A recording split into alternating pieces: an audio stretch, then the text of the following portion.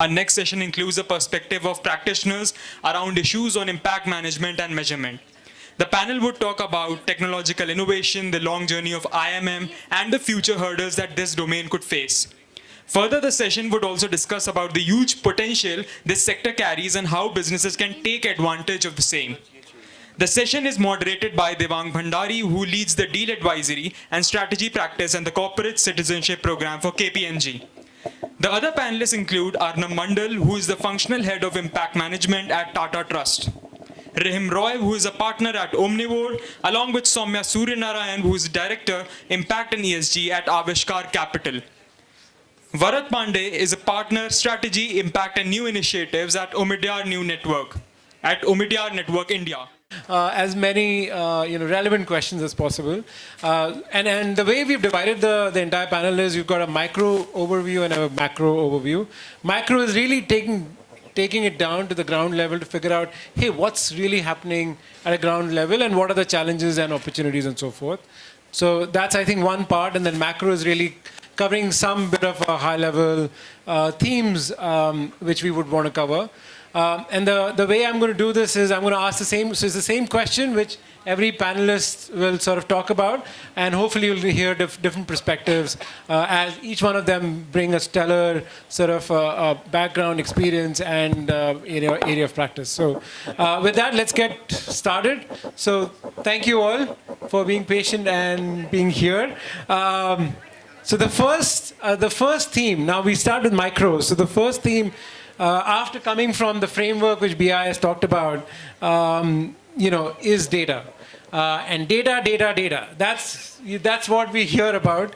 And clearly there are challenges as well as opportunities. But what I want to sort of ask the panel here is, over the last few years, how have you seen the data journey evolve, right? And second part of this question is, how have you sort of dealt with the data gaps and then used it regardless, because we know for a fact that there are gaps and we all have to live with it. So that's the second part. And then the third part, of course, this is all data. So you answer just one view, which will be helpful. But from an Indian context perspective, are we ready to go from output to outcome, or is that journey still a bit behind? So with that, I'll go in the flow. So Sugandhi, we'll start with you. All right. Thanks. Good evening, everyone. And kudos to you for hanging in there till the end. My name is Sugandhi. I'm the Chief Impact Officer for ABC Impact. Some of you may not know us, so I'll just spend a 30-second plug on who we are. ABC Impact is a Singapore-based private equity fund focused on impact investing. We're investing out of our first fund, which is a $300 million vehicle, and we've invested in 3 companies in India. These include Cropin, Vedantu, and Healthcare at Home, which is an out-of-hospital care provider. I lead the impact measurement and management work. I have a team of 3 people, and this is a question. These questions are something we spend a lot of time on. I think when I think of data, one of the things that I want to lead with is, data to the extent it's needed for better decision making. I think that, just data itself, yes, everybody's hungry for data. We all love data. We all want data. But the guiding philosophy for us at ABC Impact is data that improves decision making. Now, what does that mean? That means the data that you need ex ante before you make an investment to be sure that this investment will actually achieve, to your best efforts, the impact you intend. Monitoring that through the investment, and post-investment, completing that feedback loop. So the next time you make that decision or you back a business in a similar sector, you're better informed. So I always want to focus the conversation of data that improves decision-making. Data for the sake of data collection is a completely different set of conversations. I think to give you a very credible example, we were looking at affordable dental services. This is an investment not in India, in Vietnam. But dental care actually is pretty unavailable in Southeast Asia and has a lot of common factors with NCDs. It's a very early sign of impending NCDs. And we were talking to a dental company, and we asked them these questions, like LPs love to ask, are they underserved? Is this an access Is this an affordability? Is this a quality? We asked the company, and the company had no idea. They were running a dental clinic. They had multiple 20 places, and they were like, we don't know. We don't ask our patient coming in, what's your income level? What's your household size? Which pin code do you live from? So we kind of identified that this was an issue for us also. We wanted to understand for ourselves whether this was an access story. So we commissioned a tech survey using 60 decibels before we invested, which sort of surveyed more than 700 of their patients, and we were able to validate that 1 in 2 of them were accessing dental care for the first time.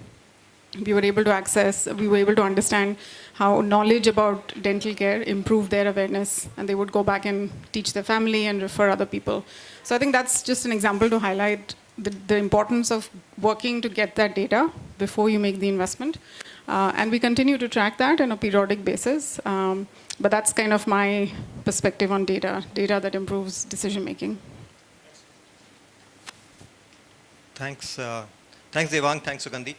So I'm Varad. I'm a partner at Omidyar Network India. I lead strategy, impact, and new initiatives. So on data, look, I think, of course, data is an issue, but I think it's not an excuse. I think that's why we all are here. That's why we all have our jobs to figure it out.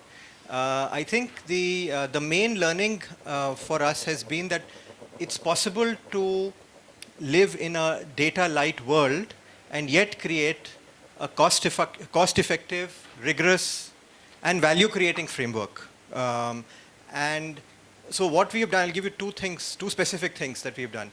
One is, we invest in 6 different sectors, both for-profit and non-for-profit, very diverse portfolio. But we've identified 6 metrics which we think cuts across all of these organizations. And that at the highest level is almost like a highest common factor that gives us clarity on are we moving forward. And these are 3 things under what we call direct impact, which is reach, depth, and inclusion. And there are ways now to measure this quite well in a cost-effective way.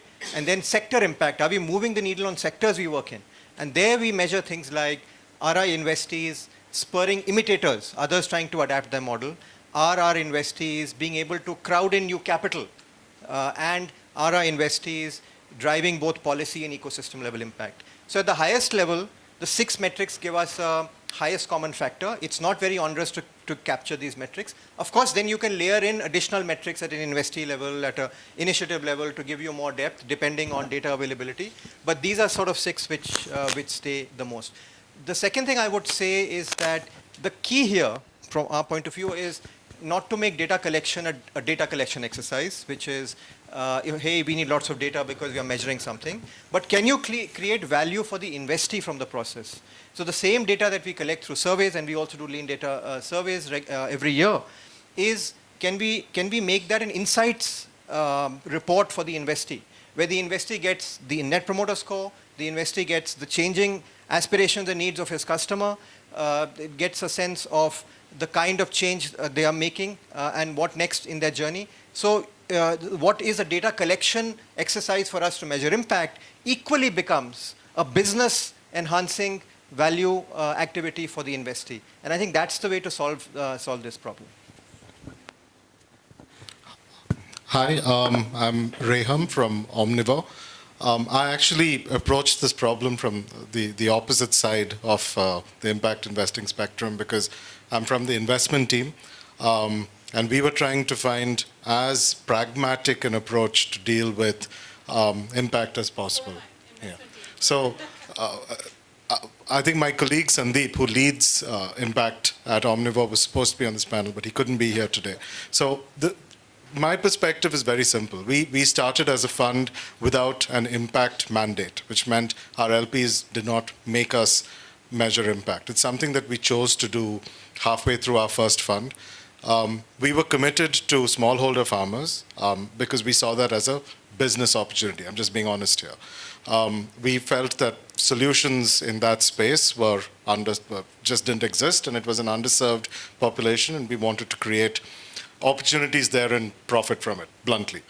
Along the way, we realized that we were unlocking quote-unquote impact, and a bunch of guys who didn't really understand what they were doing started measuring impact essentially the crudest way we could, which was we were going out into the field and asking farmers, how are things better? Later, we found out that that's a very nuanced approach, but we just didn't know it at the time.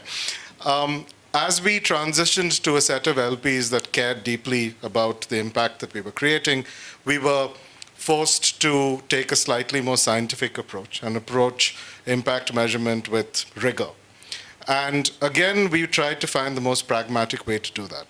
We have one benefit, one advantage rather, which is we're sectorally focused. We just do agriculture, which means that in terms of the impact that we're measuring, we're only really measuring 4 things. Are we improving farmer profitability? Are we improving resilience, financial resilience, climate resilience? Are we improving the usage of resources? Are we wasting less food? Are we using less fertilizer? And are we playing into the developing GHG issues? Are we producing less? Are we more resilient? The advantage that this brings is we have a finite set of metrics that we have to track, which we wouldn't be able to boast if we were a multi-sector fund. So keeping that in mind, what that has allowed us to do is to try and go with a sampling approach to first set a baseline. And I think, given that I'm getting the sense that many people here come from an academic background and will appreciate the fact that the sample size determines everything.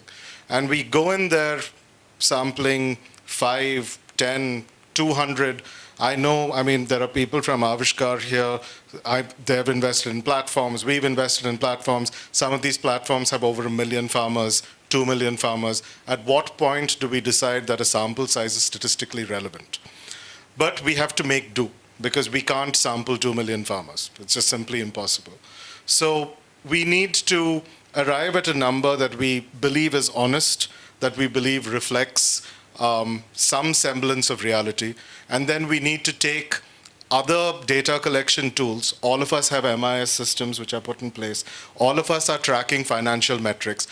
Can we develop algorithms that tie financial metrics into impact metrics and then use that to extrapolate data? We've found that to be a pragmatic, quote-unquote, approach. We're learning constantly. The previous presentation from BII definitely speaks a lot about our own journey, because as they're LPs to many of us, they've helped us through that and they challenge us constantly, but it is a real challenge. So this is how we've gone about it. I don't think this is a solution. We've had an easier path than many, but we feel tying it into things that are part of quote-unquote usual business make it a more honest approach and an easier approach to execute. Thank you. Hi, everyone. I'm Sowmya. I am the Director, Impact and ESG at Aavishkaar Capital. We are one of the oldest impact fund managers working across the Global South. For us, because we've been in the space for over 2 decades now, these were some of the questions related to data or attribution. We've been thinking about all of this for a really long time, right? And these questions have come up early on for us. For us, it's very important. So when I look at data, it's at 2 levels. One, you're looking at a sector level, whether the income of the farmer is, at what level is the farmer's income at, or what level is a certain, dairy farmer's income at. You don't have that data in place. So we have to build in a very, very strong impact screening process to understand how the business is likely to contribute to the beneficiary, right? And we look at it at 3 levels. One is the jobs and livelihoods that's created. The second is whether the business is creating access to essential services and products. And the third is it creating environment sustainability? So these are the 3 parameters of focus that we have while looking at data, right? And we ensure that this is aligned with the business model. The simple reason being, as the business expands, your impact also grows along with the business, right? So it's very important for us to identify those 3 or 4 metrics, impact metrics, that are aligned with the business model. So that becomes key for us when we are looking at data. The other important thing is, since there are no benchmarks available, you can't, so even between districts, you find, the income varies between the same set of people, right? So what do? So we created benchmarks. So what is the starting point of the company today, right? With respect to what is the number of farmers they're targeting today? Is it 100, 200? We create benchmarks like that, and we also assess during the investment period, what could the company realistically reach as the business expands, right? So along with your financial indicators, we do financial forecasting. So along with that, how does the impact KPIs look? And that becomes very critical for us. And then we monitor on a quarterly basis, on a year-on basis, on how this is changing. And if we see a deflection, then we try to see how we can, course correct and therefore work with the company. But I would say, up until now, we haven't had any instances where this has been divergent because of the fact that we have a very, very strong impact screening process. And we also, look at impact risks, which is very important, very closely aligned to the business risks. So all this has helped us, gather data as well. Yeah. Thanks, Sowmya. So, hi everyone. So, I'm Arnab. As Devang has introduced, I work for Tata Trust, and I lead centrally the impact measurement function there. So, before I sort of give answer to Devang's query, so he has two queries. So I know I'll come to the second one, which is on output and impact. So, essentially, let me give one or two sentences on Tata Trust. Tata Trust is a little complicated than the impact funds over here. So on one hand, we have invested in funds like Social Alpha, India Health Fund, Social Finance India, Bharat Innovation Fund. And then, but then chunk of our work is actually grant funding, right? Which grant to non-profit organization, grant to government body, co-funding with international donor, some CSR funders also. So now coming to the question, so data is pretty much central to our work, it's pretty much. And to me, since I'm speaking here, impact investing is not possible without impact measurement, and impact measurement does not exist without data. So it's as simple as that. But then, and trust me, everybody is grappling. So from foundation to impact fund to investee companies. So I think in order to get it right, so there are 4 building blocks. So data, system, process, and on top of these 3 overarching block called people. Because unless you have really trained, aligned, and oriented people, it just would not work. So I think that's the way I see it. Now coming to Tata Trust, so the way we have addressed some part of it, so we have a centralized digital platform which kind of takes care of the data management part. And the data comes from the field, the beneficiary level data and the indicator level data, and there's an aggregation logic and there's a dashboard, so things like that. And we do conduct some periodic studies. So baseline and midline, inline, I think my colleague from Omidyar spoke about. So that's anywhere there. There are impact evaluation studies by firms like KPMG or PwC or maybe OPM. So that's also there. But I think what is very interesting is that you cannot just look at silo the data. You have to get the entire thing right. Then only you will get the quality data, and then only you can use it for investment reason or maybe for grant making. So that's one thing. Coming to the second question, I think this getting output right in India context is possible. But in order to get it right, outcome, in order to get it right, I think this has to be handled at the design level. So when you design the log frame, so you have to, the fund managers and the investing company, they have to agree upon key indicators for activity, output, outcome, and impact. And when you do that, then also you have to define then what will data sources, how the calculation will happen, and what exactly actually classify as an outcome. But if you don't do that, and let's say after the reason, after the investment, after 1 year, you want to do it, then you will have to struggle. So I think that's what I want to mention. Got it. Sorry, Devang, just to add to this, right? I think as fund managers also, we are, I would say we have our own limitations. We need to understand that. So while we can do impact studies and do, randomized control tests or whatever, but, you should understand whether it's relevant to the business, to the impact that you want to create. And therefore, why you need to balance it out. If you don't get that balance right, then I don't think you'll be creating an investment, not an impact. So, Yeah, no, makes sense. So just to sort of summarize, I think a great point of views. I'm just quickly summarizing this. So collect the data, what you need. Don't collect everything. Everything is not relevant. Data light, value creating. So make sure that you focus on value creating. Then, of course, from a sector standpoint, if it's a sector focus, then it's easier to simplify to some extent. But again, you have an honest approach and keep your KPI straightforward. You have a strong impact screening at the time when you are trying to figure out, what data you're going to collect. And of course, while Arnab has talked about data systems, processes, and people, clearly that's a great framework in terms to think about. But again, balancing it out basis what's really needed for the fund. So thank you all. I think taking this data discussion forward, right, would really love to, and for the audience as well, would love to sort of get one example from a technology standpoint, which you have sort of implemented or you've seen it working. We all talk about technology is evolving and so forth. And I know there are various methods and processes and procedures which technology is making it easier from a data or impact measurement standpoint. So maybe one quick example of what you have seen or what you have implemented within your own portfolio, that'll be great. Sure. I think we use technology in a few different ways.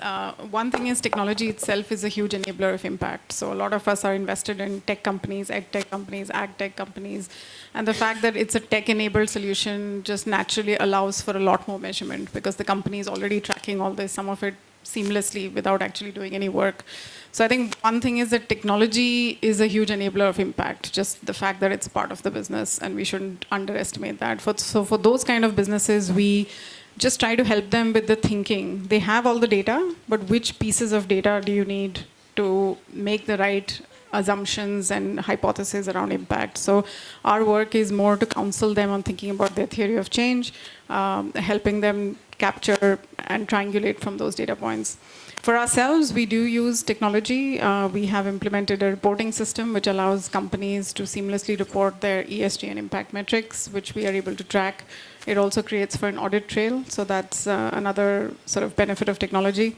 And the last thing I will say is that technology does help do things ex ante. So I think we are all fund managers. We are competing sometimes with each other for transactions. We want to get to the data, the conclusion really fast. And that's where things like lean data surveys have really helped give us a little bit of a competitive edge also. Yeah, no, firstly, +1 on the tech itself being, not just an enabler of impact, but also helping to make the data collection piece easier if you have tech-led companies. And of course, I think all of us would have various types of MIS and all that. But I think that one of our earliest investments actually was in a company called Goodera, which was one of the pioneers in, I think, creating these systems. But I think all of that is now table stakes, right? Like, I think everybody does that, which is great.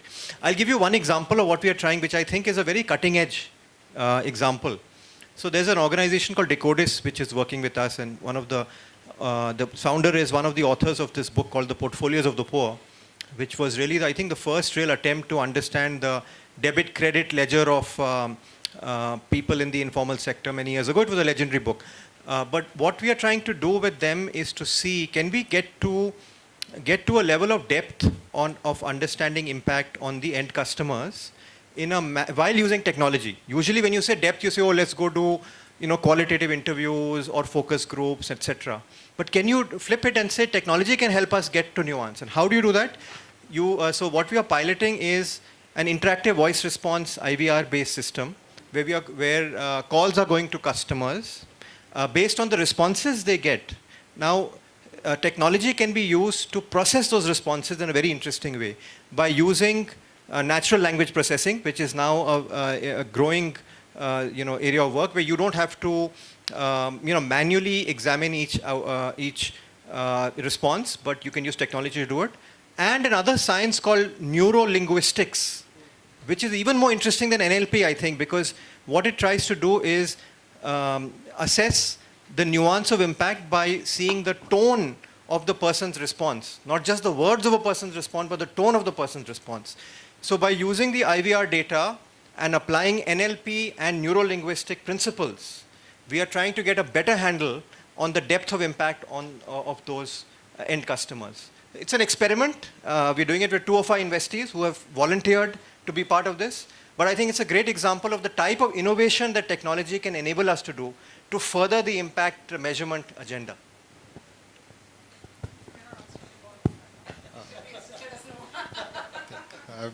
It's no fun following Varad. I don't want to be that guy to be like whatever he said, but no. Essentially, I think as a user of tech, in terms of not directly what we're employing, but what our vendors are employing, because we rely heavily on vendors to help map impact data for us. Just seeing the kind of results, the nuance in the results, largely due to things that I learned about just now, has been incredible. And I think that goes without saying. It is expensive, and I think if we could find a way to democratize access to this sort of sampling technology, it would be wonderful. As fund managers, we know that there are incredible vendors out there who can get us incredible data, but the question is, without access to a TA facility, how many of us are willing to do it? And that's an honest question that we have to answer. One thing that I think is extremely conducive to, not conducive, one thing that has helped a lot is, especially with platforms, pharma platforms, which is something that we invest in heavily, companies have taken it upon themselves to engage their end users using a lot of IVR-based technology. And that is throwing up data which we then just have to borrow, even if it's anonymous, because we don't want individual level data. The whole issues around how we deal with personal impact data is a separate conversation. I'm not sure at what point that is going to catch up with us, sooner than later, I think. But it's great because companies are now seeking data which is effectively impact data themselves, which is in turn making things a lot easier for us. Yeah, it's hard to follow Varad actually on this. So, in terms of technology, right, you need to look at it from different levels, right? So one is what the company is doing to measure impact. So we have been working with multiple companies to ensure that they have systems and processes in place to service their customers better. So that is one. The other is MIS. There are a number of firms today that say they help measure impact, but I haven't come across any tools that's impactful. It's very, very I would say superficial, because they don't understand the context, they don't understand impact is dynamic. So to me, to have that tool do the impact assessment is a little, it's not going to be perfect. The other thing is, so what we did was, while we looked at all the tools that are available and all the frameworks that are available, you don't want to be constrained into a specific framework while measuring impact. So we developed, I would say, a beta version of the impact scoring tool for how Aavishkaar looks at impact. And we sort of ran some of our companies on what the score is looking like. And it was pretty interesting, the kind of things that came out of the tool. So, again, it matched with the kind of analysis we made at the beginning of the impact screening, right? On how impactful the company is. Like a company like Ergos, which is providing grain bank facility to the farmers, is a lot more impactful, or gets a higher score on the impact scoring tool, rather than a company that looks at say enhancing MSME credit facilities, or providing them an app-based solution for savings account, all of that. So it's still in the beta phase. There's a long way to go. We wanted to make it agnostic and see how it responds to various sectors and business models. So hopefully we'll let you know once it's out. So I think without giving you a lot of background, let me just straight away get into the example. So in Tata Trust, we have tried quite a few things on technology. And one example I will give you on the analytics piece. So, for example, with the help of an external agency, we developed something called program dashboard. So, program dashboard for impact fund, it could be investee company dashboard. On top of that, there is a portfolio dashboard. And on top of that, there is an organizational dashboard, which is for the senior management, right? And essentially, this analytics modules are linked with a database. And the database has an analytical engine. The data to the database comes from field, right? So there is a process of field level app. The field level app, the data flows to the central server. Central server and analytical engine analyzes and pushes the data on the analytics dashboard. So that's one example. Second thing is MIS. I think Sowmya talked about MIS. Yes, we also lean heavily on MIS, so she's pretty much right. In fact, our CEO, he says, give me the monthly MIS. And then even if we say, no, monthly MIS is just not possible, you cannot go get monthly MIS for so many programs or for so many grantees. But then his argument is that, even if you give me 0, I'm okay, but I know reporting is happening. You give me the actual figure in the next month, that's okay. So if there is some push from the top level on something, then I think that might work. So MIS, people have been using MIS for several years, right? So that's a very good tool.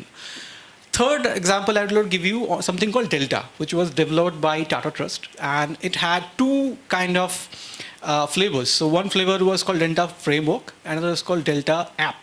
The Delta or the Delta platform. So Delta framework was actually used for grassroots level planning, right? And Delta app was actually used for quality data collection at the field level, both beneficiary data and indicator data. And it also had the aggregation logic inbuilt. So yeah, so. Thank you. Quite interesting. And yes, I think the point around being expensive is clearly you need to balance, because that's the practical reality, right? No matter how fancy the engine is or the technology is. So moving to a slightly more controversial question. So please be honest and open about this. You work with a lot of LPs. Now there are some LPs who are actually driving you to get to the better change from an impact standpoint, and there are some LPs who may not understand impact still. The question is, what's the challenge still remains, or are there no LPs now anymore who do not understand impact and everybody's on the same platform? So really the question is around your experience with the LP, and are they willing to invest in setting up the measurement framework at a fund level, or work with you and look at it more from an investment standpoint versus looking at it a cost standpoint. So Sugandhi, we'll start with you. Sure. So I think when I think about this LP, GP, right, the problem statement is the same. We're all trying to find data that is relevant, that will allow us to improve decisions and also allow comparison. So for LPs to compare Fund A, Fund B, Fund C. So the problem statement, it's not that they're trying to do something different from what we are trying to do. It's just that the situation for them is even more complicated, because Sowmya has her own tool, Omnivore has their own 4 metrics, Omidyar has their own 6 metrics, I have my own IMP-based system, right? So I think I sympathize with the LP problem, that for them it's about getting data and being able to compare. And I think there the focus, what I've seen in my conversations, is people are focused on process. If you can be committed to a process. So for example, we've just signed up to the IFC operating principles. We have already been audited. We've published our first disclosure statement. Bluemark audited us, and they've done audit for more than 70 impact funds. So I think LPs do look at process verification. They do look at some of these industry standards and give you recognition for that you're aligned, your process has, and that's kind of the first step. Because we are all at very disparate stages and disparate journeys, right? So I'm sympathetic. I do find them open to looking at external verification, looking at benchmarks that you may have signed up to. And for when we were designing our tool, it's based on the 5 dimensions of impact that, again, BII uses, Actis uses, many people use. So again, you're not creating something that they don't understand. For me, I hope the industry gravitates towards more of these accepted ways of measuring it rather than a bespoke version for everyone, because that will make the LP conversations even more challenging. Finally, I will say that LPs are happy to support IMM investments. I think my experience has been very positive. Where the challenge is that LPs want macro level data that is very difficult to get. So, they want to understand underserved population for SME loans in one district in India. Now, that kind of data, unless there's a communal funding project around it, so that's something that I hope the industry, at least on a sector-by-sector basis, can get into some macro-level data funding. What's the even income per the level at which you're called poor. Some people are still using $2 per day, right? I mean, that data has moved for India. So those kind of studies, can be democratized, and LPs should ideally be the right people to fund that kind of stuff. I think I'll skip this question because we are a single LP fund. And we are very lucky that the only thing our LP asks us is about impact. Yeah. No, not that we have like massive budgets for impact measurement, but I think it forces us to innovate. And I think the only thing, I think BII was saying, even in our case, our remuneration and our carry is linked to impact, which really pushes us hard to innovate. And I think what I've discovered in the last 4 years while I've been here is that somehow this cost question is maybe a little bit overstated, and if you try to innovate, you can find cost-effective ways to get to the answer. It involves a little bit like being ruthlessly prioritize what you really need to measure, a point which I think many colleagues have already made. But also, are there other ways to do things which require a higher burden of proof? So you don't need to measure that every year, but could you every 3 years, for example, do an initiative level assessment of have you moved the needle in a sector or a space that you really care about? So I think the point is sometimes the cost conversation I feel is overstated, and if the teams have the right incentives, I think there is a lot one can do.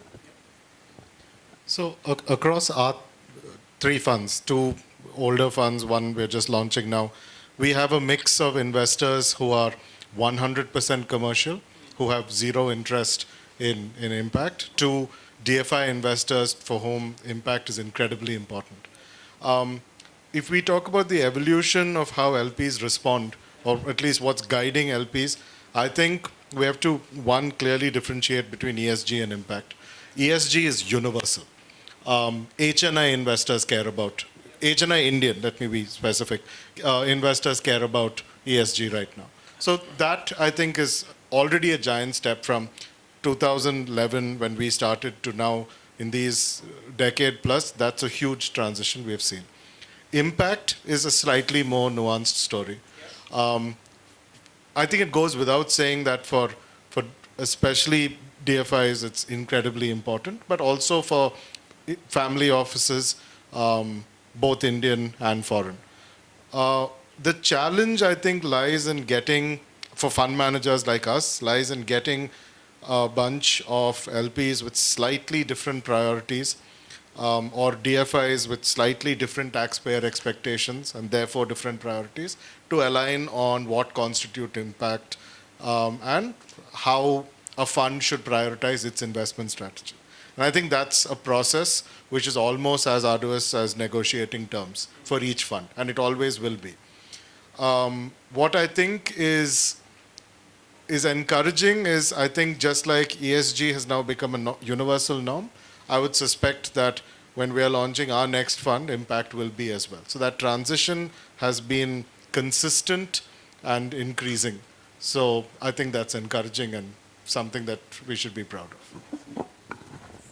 So in terms of challenges, right, there are no challenges. I think LPs do understand what impact is, and we've raised about 8 funds right now, right? And we've been, again, very lucky with the kind of investors we've had who understand what are the constraints, and therefore I wouldn't say impact is a challenge. I would say ESG is a challenge because it's more framework oriented. It's more, nobody understands it primarily. Neither the companies or only very few impact fund managers or fund managers understand that on how to even integrate it within the whole investment process, right? So I think that's where more knowledge has to be created, and we need an alignment, because you can't have different investors moving in different directions on ESG and saying we want this data, because frankly, if you're talking about scope 1, scope 2, scope 3, nobody's going to understand that, right? So we investors need to align on that aspect, but I think impact everyone understands. And sorry, Sugandhi, but I have to slightly disagree with you on, creating a unified framework, because it's very, very important. Like Varad mentioned, right? Impact is an art. So you cannot constrain it within a model, because that way you miss out on many things you probably should look at, and you won't look at if you're just doing XYZ of the framework. So it's very, very important to have a framework in place that works for you the best, that works for the businesses that you invest in the best. I'll use the opportunity to disagree on the ESG point. I think ESG diligence has been around for donkey's years. People are pretty clear on what needs to be measured. Where I think ESG is a challenge for us is capacity building. I think companies understand what you want to measure, but they don't have the cost or the capability to measure it. So who's going to teach them how to do it? And that somehow falls on us.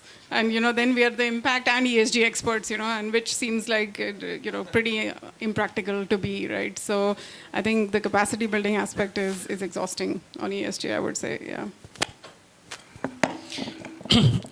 So I think, Devang, I will give you a different perspective on this. I will not call it a challenge, even at the LP level. So I think, but the degree of awareness actually varies a lot from LP to one LP to another. And, but the challenge is actually human inertia. The resistance to change, that's acting as a deterrent.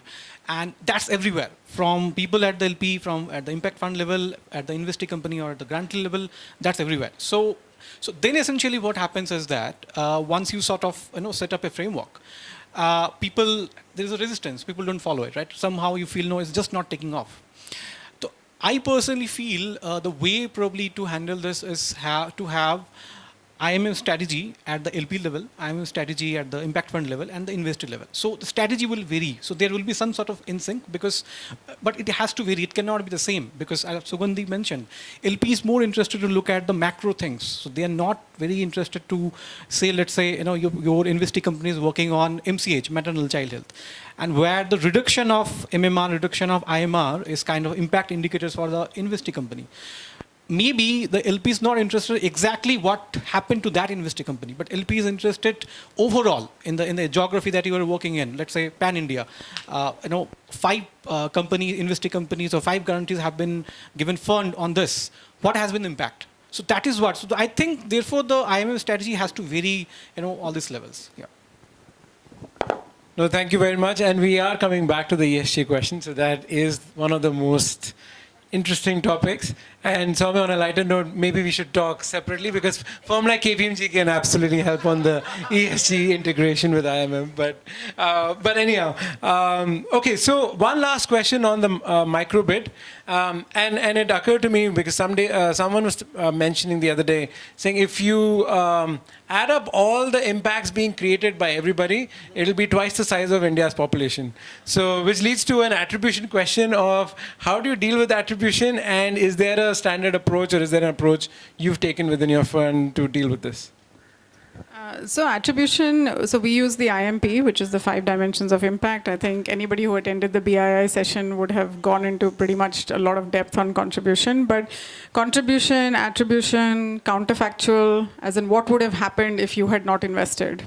Are you really moving the needle? These are just different ways of talking about the same thing, right? So we have designed our scoring system, which basically relies on 3 different lenses to look at contribution, because it is a subjective thing. I mean, so we look at the competitive intensity in the industry.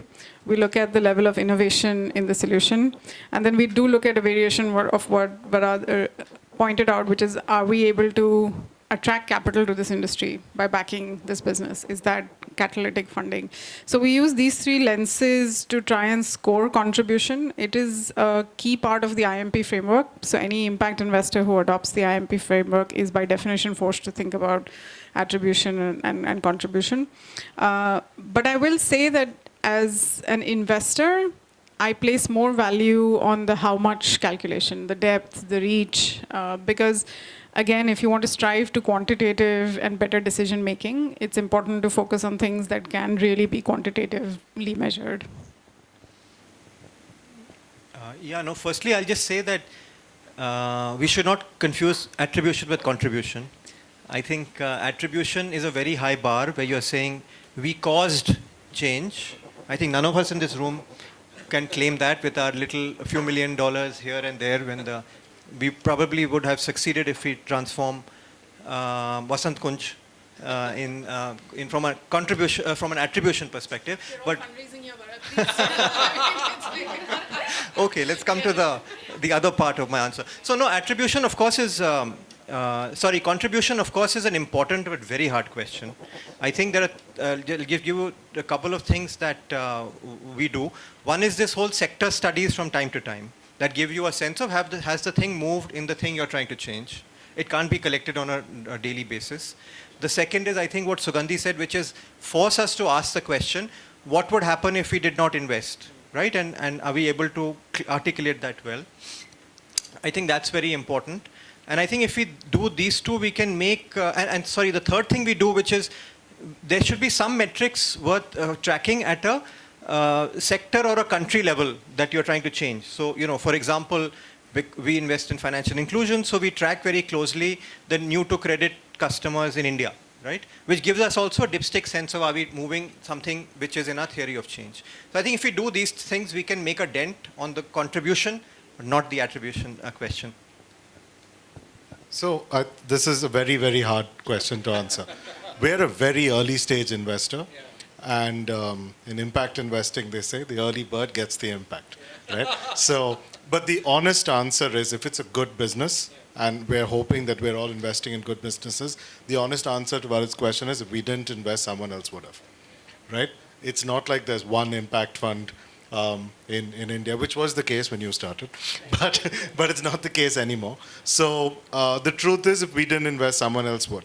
So unfortunately, there is a certain element of our overall business model that necessitates that we measure the impact we create, because at the end of the day, it's important to the source of the capital.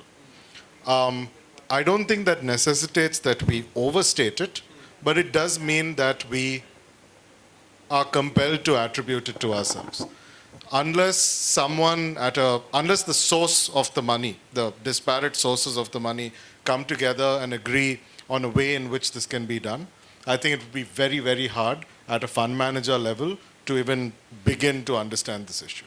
That's my honest answer there.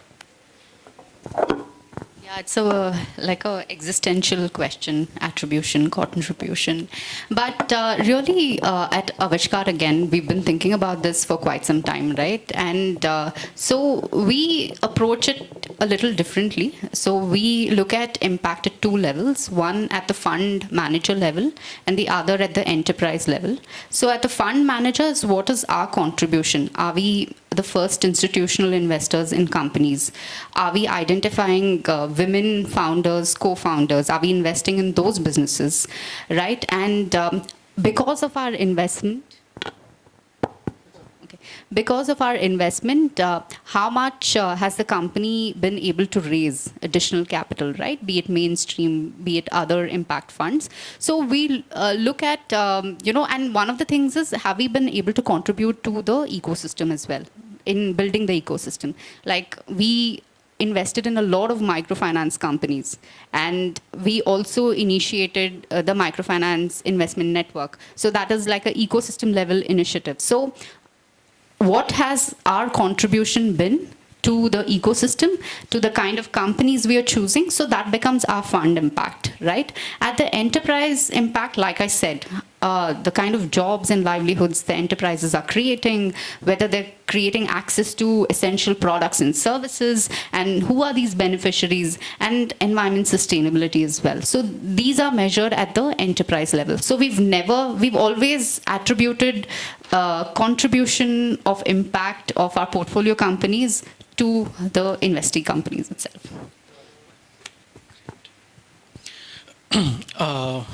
I think this is, of course, a very tricky question. But before I answer this, let me touch upon an SDGs.